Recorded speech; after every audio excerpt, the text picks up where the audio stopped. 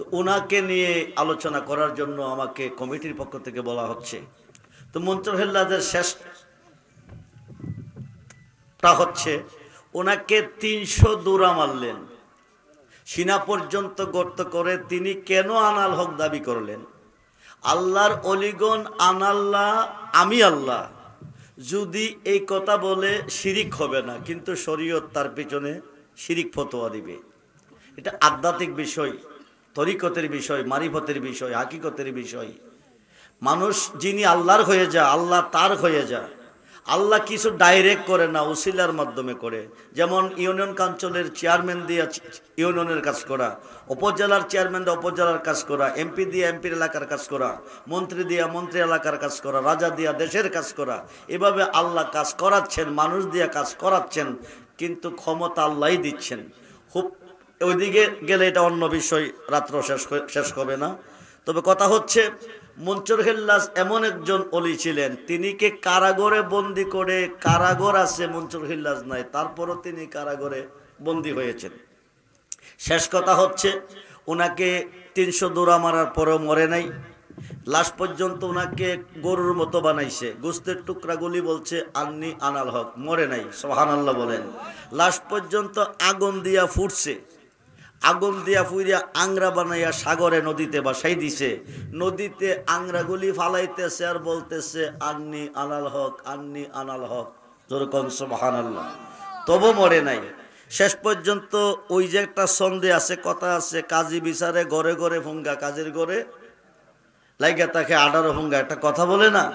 তো কাজী সাহেবের মেয়ে, কুমারী মেয়ে, কাজী সাহেবের মেয়ে নদীতে পানি আনতে গেছে বোতল দিয়া, বোতল চাপ দিছে, আংরা ভিতরে ঢুকছে। এখন আংরা সহ তার পানি খাওয়া যাবে না, এই আংরাটা উপত করে ফেলে দিবে, পানিটা খাবে, আংরাটা মুখের ভিতর ঢুকে গেছে।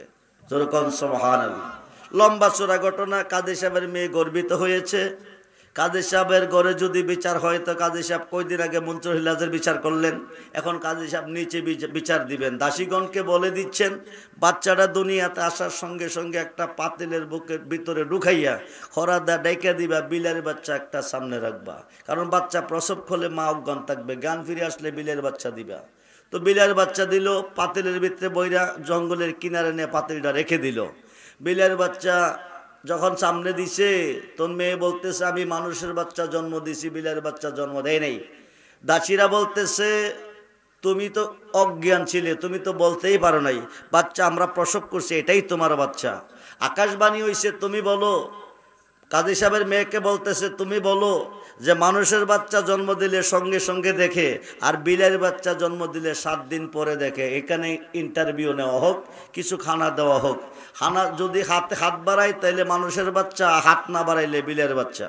এখন খানা যখন সামনে ধরলো, বিলের বাচ্চা হাত বাড়াইলো, যেরকম সুবহানাল্লাহ। প্রমাণ হয়ে গেল মানুষের বাচ্চা, বাচ্চা দাও। বাচ্চা কোথায় দিবে? বাচ্চারে জঙ্গলের কিনারে ফেলে দিয়ে আসছে, পাতিলের ভিতরে খরা দিয়া ডেকে। এই দিক দিয়া খুদার কি মহিমা! জঙ্গলে শিকার করতে শিকারি গেছে, হরিণ শিকার করবে, হরিণকে দৃষ্টি করে ফায়ার করছে, হরিণের ওপর ফায়ারটা, গুলিটা না পড়ে বাঘের 2টা বাচ্চা প্রসব করে বাচ্চাটির দুধ খাওয়াচ্ছে, এই গুলি ডাকা পড়ছে বাঘের 2টা বাচ্চার ওপরে। বাঘের 2টা বাচ্চা মারা গেছে। শেষ পর্যন্ত বাঘের জ্বালা যন্ত্রণা, দুধের যন্ত্রণা সহ্য করতে পারে না, নদীতে পানি খাইতে যেতেছে। যেই রাস্তাটা যাচ্ছে ওই রাস্তাটার মধ্যে পাতিলটা পড়ে আছে, বাঘের স্তনের মর খাইয়া পাতিলটা ভিতরে ঢুকছে, বাচ্চা দুধ খাইতেছে। দুধ খাইতে খাইতে বাঘের যন্ত্রণা নিভে গেছে, বাঘ বাচ্চাটারে নিয়ে জঙ্গলে চলে আসছে। আনার পরে আস্তে আস্তে বাচ্চারা দুধ খেয়ে খেয়ে বড় হয়ে গেছে।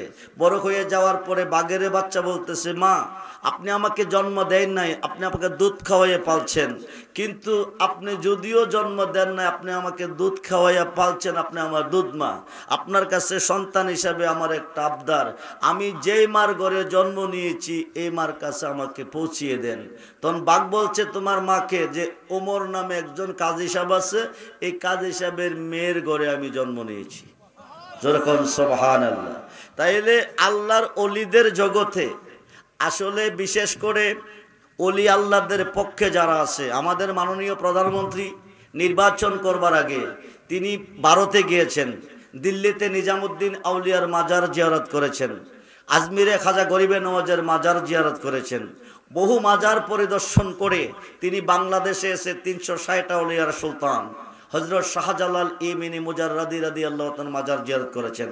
কারণ শাহজালাল বাবার সাথে যাদের সম্পর্ক থাকবে, শাহজালাল বাবার ভালোবাসা যার অন্তরে থাকবে, এই সৃষ্টি জগতে তার সম্মান কেড়ে নেওয়ার মতো কোনো মানুষ নাই। কারণ তিনি 360 আউলিয়ার সুলতান। সুবহানাল্লাহ বলেন।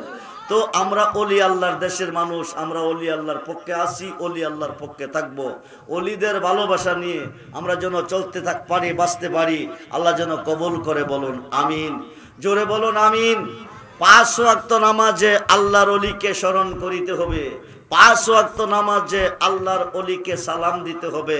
এই আলোচনাটা শেষ করে আমি দোয়া করব, নাইলে নামাজ হবে না। আমরা নামাজে দাঁড়িয়ে কোন সূরা আগে পড়ি? জোরে বলেন, জোরে বলেন। সূরা ফাতিহা পড়ি, আলহামদুলিল্লাহ সূরা পড়ি, বিসমিল্লাহির রহমানির রহিম, আলহামদুলিল্লাহি রাব্বিল আলামিন। প্রশংসা কার করলাম? জোরে বলেন, কার করলাম? আর রহমানির রহিম, তিনি কে? আল্লাহ। মালিক ইয়াউমিদ্দিন, তিনি কে? আল্লাহ। ইয়াকা নাবুদু, কার ইবাদত করি? আল্লাহর। ওয়া ইয়াকা নাস্তাইন, কার কাছে সাহায্য চাই? আল্লাহর কাছে। এই পর্যন্ত আমরা পড়ার পরে, বলার পরে আল্লাহ আমাদেরকে ডেকে বলে, বান্দা এতক্ষণ তোমরা আমার প্রশংসা করেছো, আমার গুণগান গেয়েছো, এখন আমার কাছে কি চাও বলো। তখন আমরা বলি, ইহদিনাস সিরাতাল মুস্তাকিম সিরাতাল লাযিনা আনআমতা আলাইহিম। ওই পথে আমারে চালাও যেই পথে প্রিয়জন চলে গেছে, ওই পথে আমারে চালাও যেই পথে তোমার নাজ নিয়ামত রয়েছে।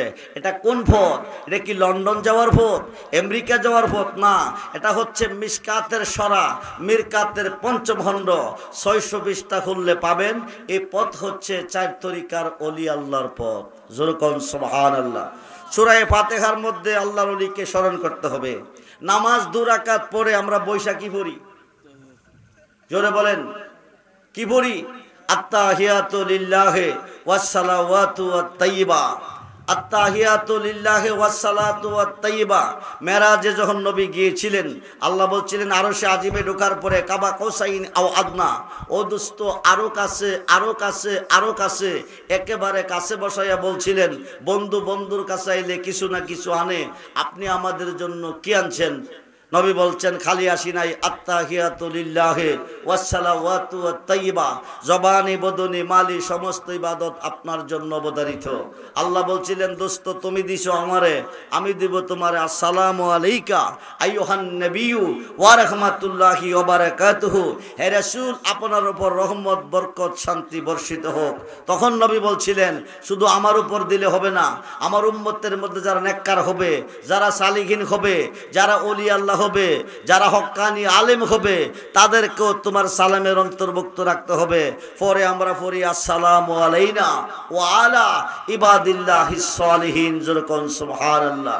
এই সালিহিনের আমর হচ্ছে নেককারগণ, সালিহিনের আমর হচ্ছে ওলি আল্লাহগণ, সালিহিনের আমর হচ্ছে পীর মুর্শিদগণ, সালিহিনের আমর হচ্ছে হক্কানি আলেমগণ।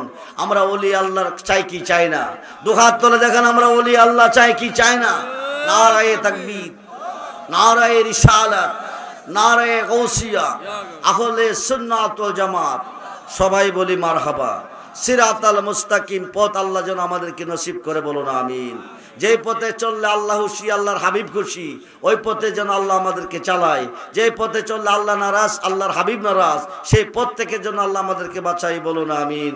আপনারা যারা এখনো যারা বায়াত খন নাই, এখনো যারা মুরিদ খন নাই, যতক্ষণ পর্যন্ত মুর্শিদের খাতে খাত না রাখবেন, ততক্ষণ পর্যন্ত আল্লাহর খাতে খাত যাবে না।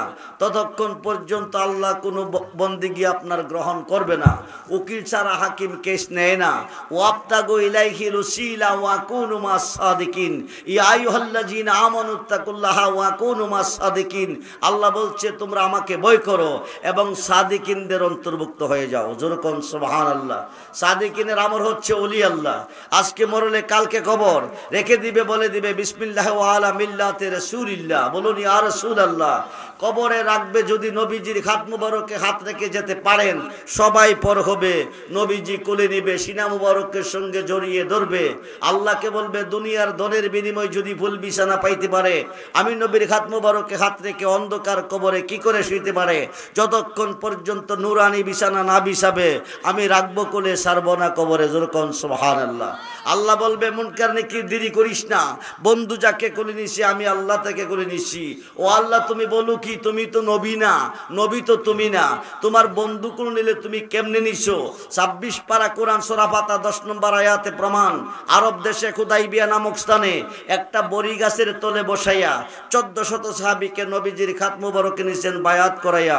ইন্নাল্লাযিনা ইউবাইয়ুনাকা, আল্লাহ কহে দোস্ত যারা আপনার খাতে খাত দিয়ে বায়াত নিছে, ইন্নামা ইউবাইয়ুনাল্লাহ, তারা আমি আল্লাহর খাতে বায়াত নিছে, ইয়াদুল্লাহি ফাওকাইদিহিম, তারা আমি আল্লাহর হয়ে গেছে। যেরকম সুবহানাল্লাহ।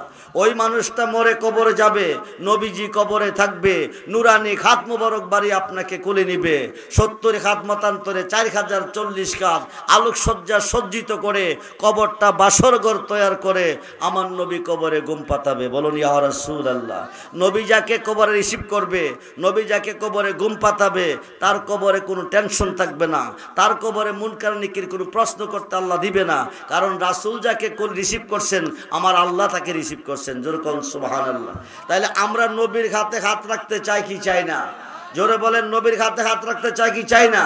তাহলে আমরা নবীকে পাবো কই? নবুয়াতে নবী, বেলায়েতে অলি, আল বেলায়েতু জিল্লুন নবুয়াত। এখন বর্তমান পৃথিবী অলিদের দহলে 356 জন শীর্ষস্থানীয় অলি আল্লাহর দহলে আছে এবং কিয়ামতের আগ পর্যন্ত থাকবে। এই যুগে এলমে শরীয়ত, এলমে তরিকত, এলমে হাকিকত, এলমে মারিফত, 4 তরিকার একজন মুর্শিদের হাতে হাত রেখে যখন আপনি বায়াত নেবেন, লাকাদ রাদিয়াল্লাহু আনিল মুমিনিনা ইজ ইউবাইয়ুনাকা তাহতাশ শাজার। সুবহানাল্লাহ বলেন। আল্লাহ বলছেন পশ্চিম আকাশে সূর্য উদয় হওয়ার আগ পর্যন্ত এলমে শরীয়ত, এলমে তরিকত, এলমে হাকিকত, এলমে মারিফত, 4 তরিকার কোন পীর মুর্শিদের হাতে হাত রেখে কোন বান্দা কোন বান্দি বায়াত হবে, আল্লাহ কো তার খাতে আমার খাত থাকবে, আমি তার প্রতি রাজি ও খুশি হয়ে গেলাম। ওই মানুষটা মরে কবরে যাবে, নবী কবরে থাকবে, আপনাকে রিসিভ করবে। 1 লক্ষ 2 লক্ষ 2.5 লক্ষ 3 লক্ষ বছর আপনি কবরে পড়ে থাকবেন, আপনার কোনো কষ্ট হবে না, আপনার কোনো প্রশ্ন নাই। 2.5 লক্ষ 3 লক্ষ বছর পরে আল্লাহ হুকুম করে ইসরাফিল ফেরেশতা সিঙ্গাপুরে হিসাব নিব ময়দানে মহাশরে।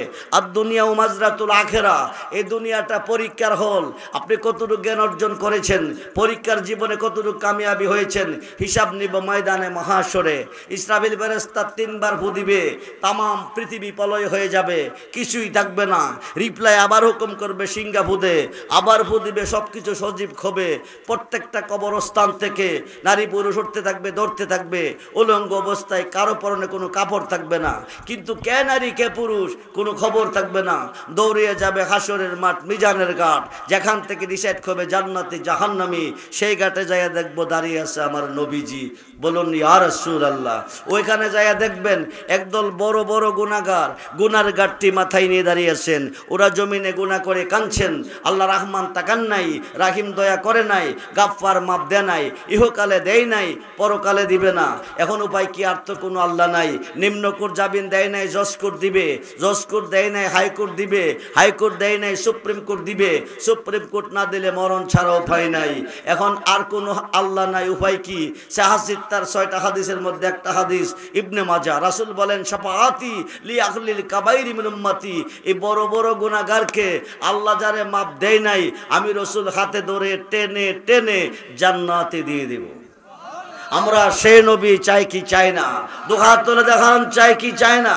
নারায়ে তাকবীর, নারায়ে রিসালাত, নারায়ে গাউসিয়া, আহলে সুন্নাত ওয়াল জামাত, আহলে সুন্নাত ওয়াল জামাত, পয়লার কান্দি ঐতিহাসিক সুন্নি মহাসম্মেলন।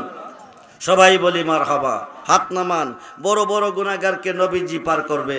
এখন বাকি দিদি করবে কি? সাহাসিদ তার সহিহ হাদিস বুখারী শরীফের সরার মধ্যে এসেছে, ইয়াশফাউ ইয়াউমাল কিয়ামাতে সিত্তাতুন, হাসরের মাঠে 6 শ্রেণীর লোকের হাতে শাফায়াতের বার দিবে। প্রত্যেকটা শ্রেণীর লোক কোটি কোটি গুনাহগারকে পার করে জান্নাতে নিবে। মিশকাত শরীফ বাবু শাফায়াতের অধ্যায় এসেছে, ইয়াশফাউ ইয়াউমাল কিয়ামাতে সালাসাতুন, হাসরের মাঠে 3 শ্রেণীর লোকের হাতে শাফায়াতের বার দিবে। প্রত্যেকটা শ্রেণীর লোক কোটি কোটি গুনাহগারকে পার করে জান্নাতে নিবে। আল্লাহ যেন সত্য সঠিক পথে আমাদেরকে কবুল করে চলার তৌফিক দান করে, বলুন আমিন। আল্লাহকে ভয় করবেন, নবীকে ভালোবাসবেন, মা বাবার খেদমত করবেন, 5 ওয়াক্ত নামাজ পড়বেন, ওলি আল্লাহর পক্ষে থাকবেন, বিপদ থেকে মুক্ত থাকবেন, দুশ্মন থেকে মুক্ত থাকবেন, আল্লাহ হেফাজতে রাখবেন। ইমানের সাথে মৃত্যু নসিব হবে। মৃত্যুর আগে ইমানদার হয়ে মরতে হবে। ইমানদার তখনই হবে যখন 4 তরিকার একজন পীর মুর্শিদের হাতে হাত রেখে বায়াত নেবেন। যার পীর নাই তার পীর হলো শয়তান। আপনারা কি শয়তানের হয়ে কবরে যাবেন না নবীর হয়ে আল্লাহর হয়ে যাবেন? জোরে বলেন, শয়তানের হয়ে যাবেন না নবীর হয়ে আল্লাহর হয়ে যাবেন? তো যারা বায়াত হয়েছেন তারা বলবেন তওবার নিয়তে। কিসের নিয়তে? যারা বিভিন্ন জায়গা বায়াত হয়েছেন তারা বলবেন তওবার নিয়তে। যারা এই মুহূর্তে নবীজির হাতে হাত রেখে আল্লাহর হাতে হাত রেখে আল্লাহর হতে চান তারা বলবেন বায়াতের নিয়তে। 1 মিনিট ডাইন খাতরা এভাবে সামনে ধরেন, বলেন আমি বায়াত হইতেছি নূরে খোদা মুহাম্মাদুর রাসূলুল্লাহ সাল্লাল্লাহু আলাইহি ওয়াসাল্লামার হাতে মাওলানা আব্দুর রহমান রেজবি সাহেবের ওসিলা নামাজ পড়িব, রোজা রাখিব, উপযুক্ত হইলে হজ যাকাত আদায় করিব, সত্য তরিকা কাদরিয়া গ্রহণ করলাম, আল্লাহ তুমি কবুল করো। লা ইলাহা ইল্লাল্লাহু মুহাম্মাদুর রাসূলুল্লাহ সাল্লাল্লাহু আলাইহি সাল্লাম। হাত মুখে বুকে মুছে দেন। এই মুহূর্তে যারা নবীজির হাতে হাত রেখেছেন, আল্লাহর হাতে হাত রেখে আল্লাহর হয়ে গেছেন, মরলে জান্নাতি, মরলে জান্নাতি। যারা নতুন করে নবীজির হাতে হাত রেখেছেন, আজকের মাহফিলে আল্লাহ আছেন, নবীও আছেন, ডাইন খাতরা সোজা করে নবীকে দেখিয়ে দেন। আল্লাহ যেন আপনাদের এই হাতকে কবুল করে, আল্লাহর হাতে কবুল করে, আল্লাহর রহমত আপনাদের উপর নাজিল করে, বলুন আমিন। জোরে বলুন আমিন। হাত নামান, হাত নামান। আল্লাহকে ভয় করবেন, নবীকে ভালোবাসবেন, 5 ওয়াক্ত নামাজ পড়বেন, মা বাবার খেদমত করবেন, মা বাবার সাথে বেয়াদবি করবেন না। 7 লক্ষ টাকা ব্যয় করে হজ করতে যাবেন, হজ কবুল হইতে পারে নাও হইতে পারে, কিন্তু মার চেহারার দিকে যদি কোনো সন্তান একবার মহব্বতের নজরে তাকাই, একটা কবুলিয়াত খোঁজের সওয়াব। টাকার কোনো প্রয়োজন নাই। সাহাবীরা বলেন ইয়া রাসূলুল্লাহ, একবার তাকাইলে একটা কবুলিয়াত হজের সওয়াব। আমরা যদি 100 বার তাকাই, নবী বললেন 100টা হজের সওয়াব। জোরে কোন সুবহানাল্লাহ। মা বাবা যার ঘরে আছে মক্কা মদিনা তার ঘরে আছে, বাজারে গেছেন 5 টাকা দা পারেন, 10 টাকা দা পারেন, 50 টাকা দা পারেন, মা আছে বাবা আছে, একটা ফল আনবেন, 250 গ্রাম আঙ্গুল ফল আনেন, অথবা আপেল আনেন, অথবা মালটা আনেন, অথবা যে কোনো একটা ফল এনে আম্মার খাতে আব্বার খাতে দিয়ে বলবেন, আম্মা থাকলে আব্বা নাই আম্মার হাতে দিবেন, আব্বা আম্মা উভয়জন থাকলে উভয়ের কাছে দিয়ে বলবেন এই ফলটা আপনারা খাইয়েন। এই যে ফলটা হাতে নিয়ে আপনার দিকে চাইবো, এই চাওয়াতে রহমতের নজর আপনাদের প্রতি আসবে, দোয়া এসে যাবে, দোয়া করতে হবে না। যেরকম সুবহানাল্লাহ। যদি কষ্ট দিয়ে থাকেন, আজকে মাহফিল থেকে গিয়ে দোয়া ক্ষমা চেয়ে নেবেন। যদি কোনো মানুষকে আঘাত করে থাকেন, কারো দুঃখ দিয়ে থাকেন, ক্ষমা চেয়ে নেবেন। এটা হক্কুল ইবাদ। বান্দার মনে আঘাত দিয়া হুদার কাছে কানলে কোনো লাভ হবে না। মা বাবার মনে আঘাত দিয়া হুদার কাছে কানলে কোনো লাভ হবে না। মক্কা মদিনা গেলেও কোনো লাভ হবে না। ধৈর্য রাখবেন। ইন্নাল্লাহা মা'আস সাবিরিন। আল্লাহ বলছে আমি ধৈর্যকারীগণের সাথে আছি। আল্লাহ বলছে আমি ধৈর্যকারীগণের সাথে আছি। এই মুহূর্তে যারা বায়াত হয়েছেন, আমার রুহানি সন্তান সুজাত মেম্বার সাহেব আমার উরুসে গিয়েছেন, আমার দরবারে গিয়েছেন। প্রতি বছর 11 ফেব্রুয়ারি বাৎসরিক উরুস, প্রত্যেক চাঁদের 10 তারিখ দিবাগত রাত্রে আরবি শরীফের মাহফিল। প্রতি বছর 11 তারিখ বাৎসরিক উরুস। আগামী বছর থেকে 2 দিন ব্যাপী 10-11 10-11 ফেব্রুয়ারি বাৎসরিক উরুস। আপনারা মেম্বার সাহেবের সাথে যোগাযোগ রাখবেন, ওনার সাথে কথা বলবেন, ওনার এখানে আপনারা আসবেন।